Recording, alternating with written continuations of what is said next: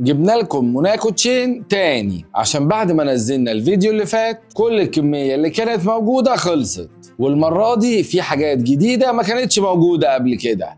يلا بينا نشوف. انا اتعمدت اجيب لكم الديزاينز الجديدة بتاعت موناكو، مش اللي متقلدة عندنا في مصر، عشان لما تلبسي حاجة من موناكو تشين تعرفي ان انت لابسة الاصل. الكلهات اللي انتوا شايفينها دي القفل بتاعها جديد، والسلسلة كمان جديدة جدا، ونوع السلسلة دي هم اول مرة يعملوها، وفي منها السادة وفي منها الميكس، السادة والفصوص، واكيد طبعا في الانسيال بتاعه، ومش محتاج اقول لكم قد ايه هو شيك في الديلي يوز. تاني حاجة معانا وهو شكل مميز جدا وجديد خالص، بدل الفصوص الباجيت ما كانت بيضة جبناها لكم المرة دي سودا، وناس كتير طلبت الفصوص السودا دي في الكومنتس، فانا لما شفتها قلت اجيبها لكم. وشكله زي ما انتم شايفين شيك جدا وكلاسي جدا. اخر واحد معانا وهو الكلاسيك السادة، وده من الستايلات اللي موجود منها المصري، فلو انت عايزة موناكو تشين الاصلي موجود، ولو عايزة المصري بتاعه التقليد ابو مصنعية رخيصة برضه موجود. بس اكيد في فرق ما بين المصري وما بين الايطالي، فرق في السعر والكواليتي والقفل،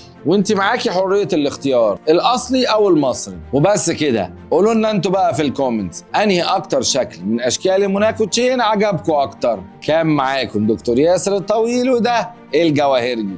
سلام.